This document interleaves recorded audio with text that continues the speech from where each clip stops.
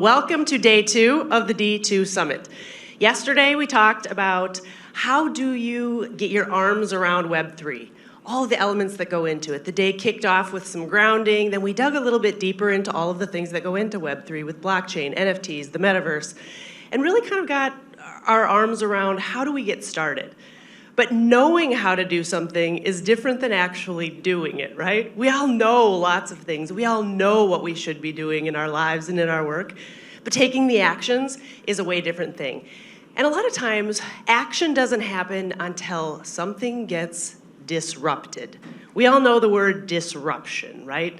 Something gets disrupted in your industry and it changes. Something gets disrupted in your life and it changes. And yesterday, I had a lot of conversations with people that said they felt like they had been kind of like punched in the face with all this information and thinking, oh my gosh, how am I gonna do this? It's so exciting, it's awesome, and I know what I wanna do, but it's gonna cause massive disruption in my own workflow, in my work team's flow, in my company's flow. And when that happens, it can be really hard. And yesterday I talked about energy throughout the day. And a couple of people asked me, well, how did you even end up on that stage? And like you were in corporate America. But it was a disruption that got me here. I was in corporate America for 15 years. I was in the retail vendor space, traveled all over the world doing corporate espionage. It was market research, but corporate espionage sounds cooler. And my company was based on Long Island, the NPD group, some of you might know them, and I loved them. I loved my industry. It was awesome. I was married, we had a baby, lived in Minneapolis. And then I was widowed. My husband died at the age of 31 of a heart attack. That was 15 years ago, so I can talk about it now without being a wussy ball of tears. But at the time, that disruption in the loss of him and the loss of my 60-year plan created massive change in my life. Now, I meet lots of people who have suffered loss, who have suffered health problems, who have suffered job losses, who have suffered money problems.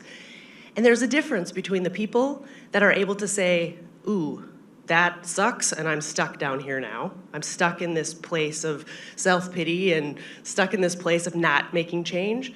And then there's the people that say, you know what, that really sucked. But here's what I'm gonna do now. Here's how that disruption is going to change things and make me better, make me grow. And we've seen disruption in our personal lives. We've seen disruption in the world with the pandemic in the last couple years. And Web3 is disrupting the world as well. And so now it's up to you to say, okay, how am I gonna let the disruptions that this is gonna cause in my work, in my personal life, with my teams, with hiring, and use it to grow and not get blocked. Because disruption is hard, it is scary, it is triggering, it changes the energy that you're putting out when you get pushed into that stress response. But it's also where the magic lives. Disruption is where you can actually start going to the next level, start learning, start pushing and building your resilience. And I left corporate and went back 3 times before I actually left and became a full-time motivational speaker about 10 years ago. So it's not an overnight thing. Change isn't overnight. Change is over time. So starting now, you got the grounding yesterday to change. But now you have to master your internal mindset. You have to master the ways that you're showing up to your team, to the industry, to say, you know what? We're gonna make this happen, even if it's hard, even if it's stressful, even if we don't know what the bleep we're doing. We're making it happen because we know the power that this change could bring. We know what Web3 can do for our companies and for the world. So today, we're gonna give you all kinds of tools to execute, to take the disruptions and the triggers and the stress and the change, the excitement too, and say, okay, how do I now bring that together and take action? Not just to know it, but to do it.